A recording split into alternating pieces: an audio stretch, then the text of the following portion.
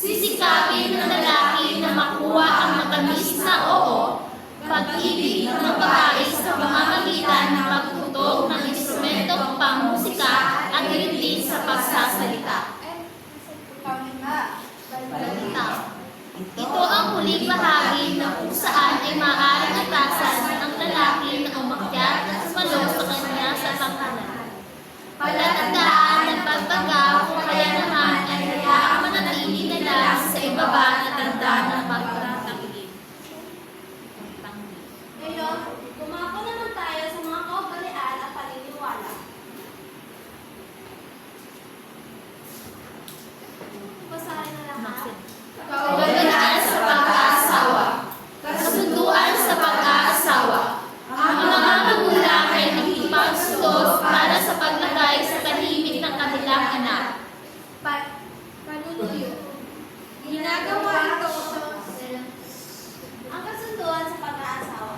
Ito ang magulang ang nagdidesisyon sa pag-aasawa ng kanilang anak kung sino ang papakasalan ng kanilang anak, hindi lang para sa magiging magandang buhayan nito, para din sa kanilang para din sa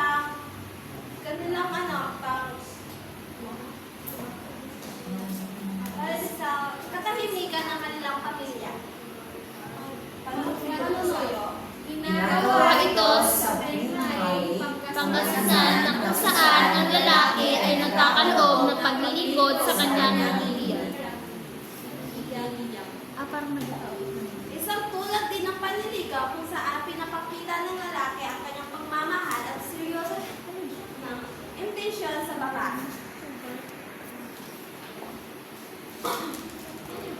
Pagkatapos ng kasal, basahin lahat. Pagkatapos ng kasal, ginagawa ito sa Ilocos Norte na kung saan inahatid ng banda ang pagkasal bilang paghugaw, pagtaboy sa masamang pangitain. Regal. Pagkatapos ng kasal, inahati ng banda ang bagong kasal para maiwasan ang malas at ang masamang espiritu. Pangalawa, Regalo sa magandang kapalaran. Ang puso ng baka at dalawang baboy ay inihati sa bahay ng babaeng ikakasal sa gisang ng pag-ibig at katapatan ng lalaki. regalo sa magandang kapalaran. Ito ay simbolo sa pag-aalalay at imamahal ng lalaki sa kanyang asawa at isang panalangin din para sa kanilang kinabukasan. Paniniwala sa pag-ibig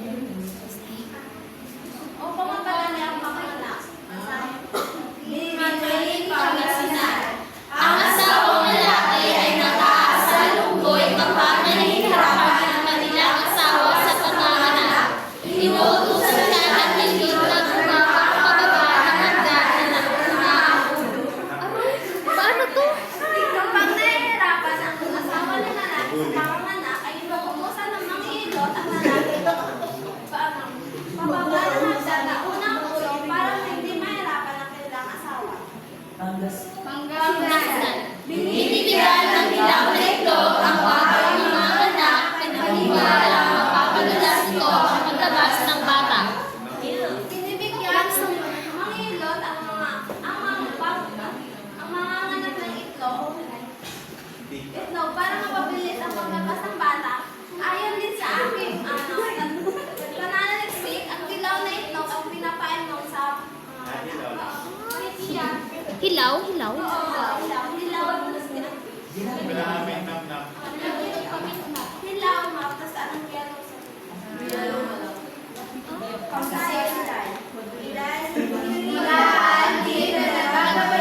Ang kinabukasan ng isang bata sa pamamagitan ng pagsama ng lapis at iba paggamitan sa pag-aaral sa pagbabaon ng ama sa ilong ng kanyang anak. Sa Pangasinan, ay pinapaniniwalaan nila ang pagbabaon ng inunlan, kung sa tawagin na inunlan sa atin, Nun. ay dinalagyan nila ng kagamitan ng lapis at iba pa para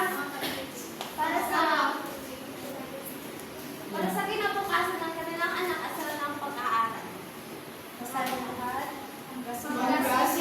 Bago umalas ang bata sa kauna-unahang pagsusuot niya ng damit, ay nilalagay siya sa malaking bilog na basket, saka pinupukpok ang kabilang gilid upang maging matapang at mapag...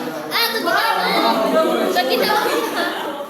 Sa kanilang paniniwala, bago sumuot ang bata ng damit ay nilalagay nila sa malaking ilog na basket ang pinupukpok upang ito ay maging matapang at matatag. Magpapausok sa ina. Basahin niyo lahat. Ilocano. Ang isang bagong panganak ay pinapausukan sa loob ng 23 hanggang 30 araw sa loob ng silid na inuumbinahan ng nakakabinang taon ng saging upang huwag magiging malalagan.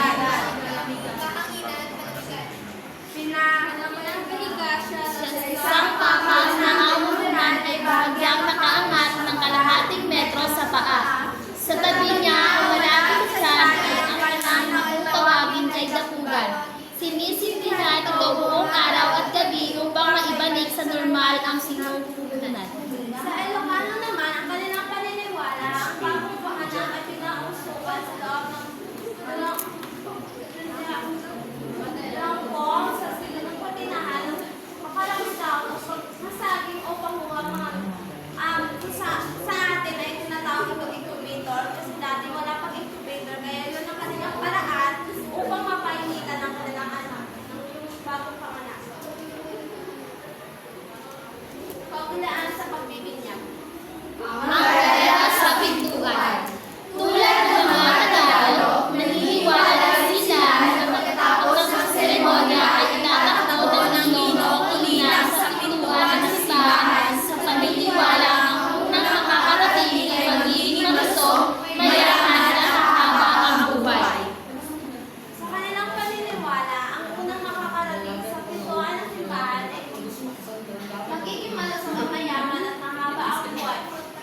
Ngayon may gumagawa pa yan, pero hindi lahat. Pangalawa ay kalawang binyag.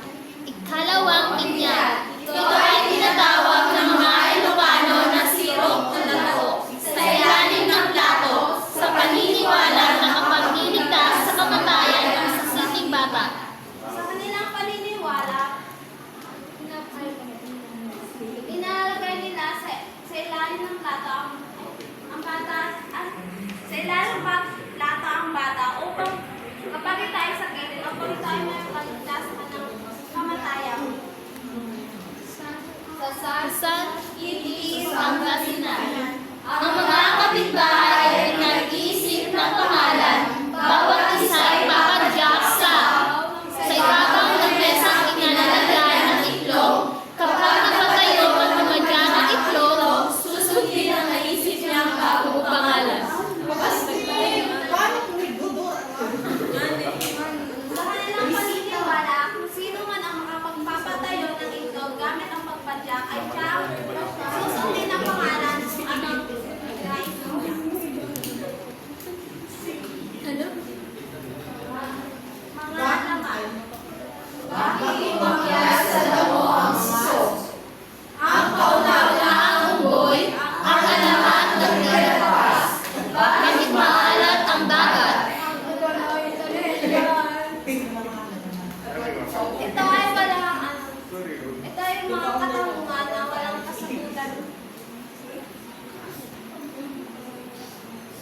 kwentong bayan. Ang tatlong magkapatid na lalaki, ang tatlong kapatid na maswerte, si Juan Sadot, ang bitong tungtunin, Ochina, si Andres ang mambibitag, ang Bunyao at Pagogo, si Pagamante at Pasyon, ang pitong tengang magkakaibigan. Ang Ngayon ay dumako na tayo sa mga manunulat at mga akda sa reliyon. Una, basahin ang lahat. Leona Jose Aquino, isinisilang ng mag-labing-siyam, sa Bigan, Loxor, noon ay Villa Fernandina. Ang kanyang mga magulang ay sina Marcelino at Isabel Torrentino. Asawa niya si Elias de los Reyes, bihasa sa pagsulat ng tula, sarsuela at drama. Ilan sa kanyang mga tula ay naiimbag sa Bibliography G. Fox noong 1880. Si Leona Florentino ay nagmula sa isang malayang pamilya sa Bigan. Ngunit kahit sila ay mayaman, si Leona ay hindi nagtutong sa isang universidad dahil nga sa kasarian niya at dahil siya isang babae. Kung kaya't ang nagturo sa kanya ay ang kaniyang ina, mga pribadong guro at isang edukadong paring Espanyol. At ang paring Espanyol na yon ay siyang nagudyok sa kanya upang ipatuloy ang pagiging isang makata. Sa edad na 14 ay ikinasal si Leona sa isang politiko na nagangalang Elias de los Reyes. At sila ay biniyayaan ng 5 anak at isa na doon ay si Isabela de los Reyes